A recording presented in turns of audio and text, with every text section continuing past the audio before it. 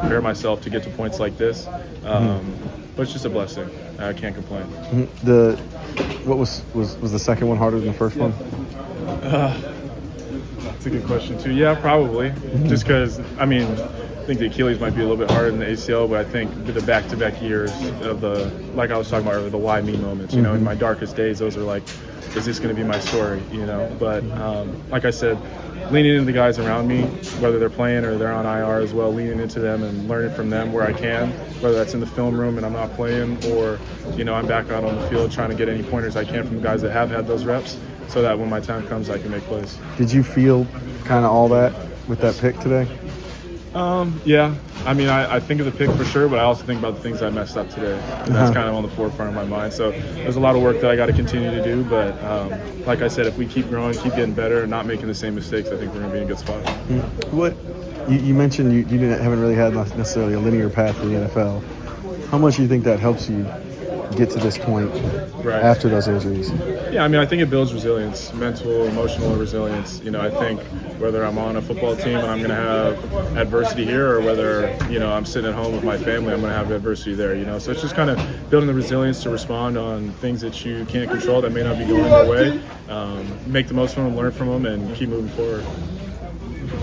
I have a lot of great vets in the room that help me. Mooney, Cam Bynum, now we got X, Kamo, so it's just, and my coaches believing in me, just trying to see me get reps, and that's really taking advantage of the opportunities that I had, so with the injuries, so that really was it. What do you think helps you get ready for this training camp to make an impression right away? For the training camp, it really was just, honestly, I told myself that I was going to stay here in Indy and grind and get with the coaches, get with the staff, training staff here.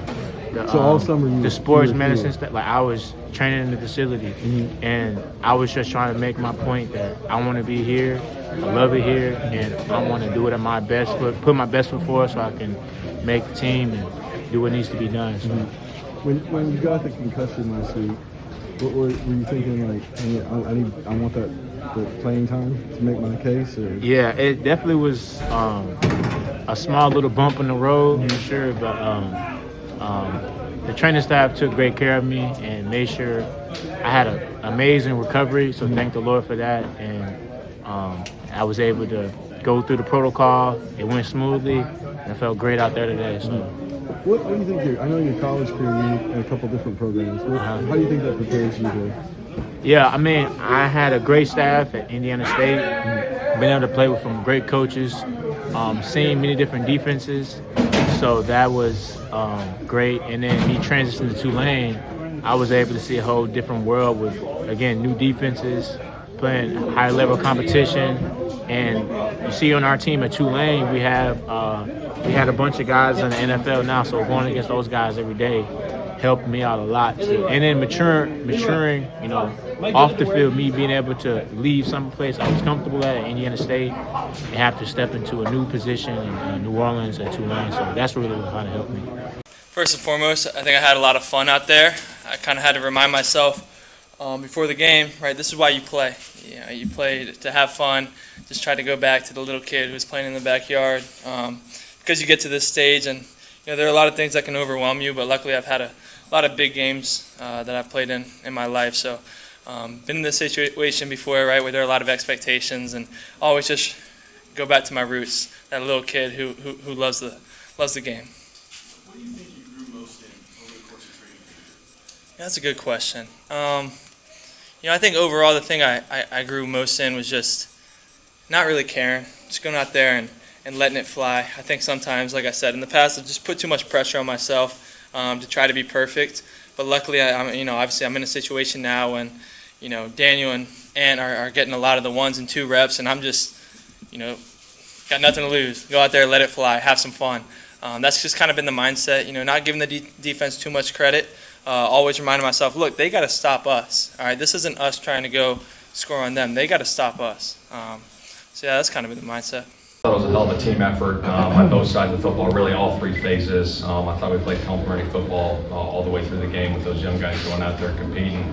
Gave great effort. A lot of guys showed up. Obviously, D. Scott getting the pick six there to go up 10-0 was huge. And I thought Riley did some really good things, and Bean did some good things, and Treadwell did some good things. So total group effort there on the win. So What's the emotion like for Daniel Scott after what's happened to him in the last couple of years? Yeah, there's no question. I think it's big. He's had two, season-ending injuries in OTA, so to finally get him back out through a training camp, and then obviously the third preseason game, the way he showed up and got the pick six, and then he also made a hell of a tackle there. Special teams was a big one. What did you see from the offensive line, especially in the first half, with guys like Travis, Gonzalez, all those guys out there? Yeah, I thought they did a great job. We were moving the football efficiently, throwing it efficiently, running it efficiently. They gave great effort. I thought they did a good job winning their one-on-ones. Also, I go back and look at the tape, but I thought those guys played really hard. What are your impressions of how Riley played out there? I thought he was really efficient. I think he was 15 to 20, moving the football up and down the field, accurate, 75% there. I thought it was impressive. How have you seen him grow during camp?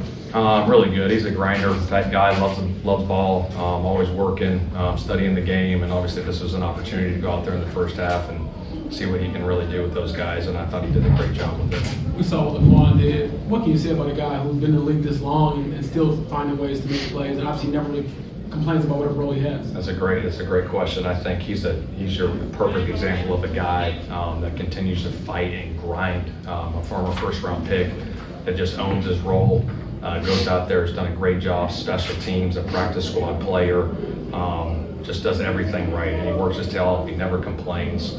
Always grateful for every opportunity he gets, and to see what he did today, the 6 catches and the touchdown there at the end of the half was awesome. I think Gonzalez was the only starter that played today. What went into that decision? Just transitioning him from tackle into right guard. Just wanted to give him one more quarter in there, just getting more comfortable with that position. It looks like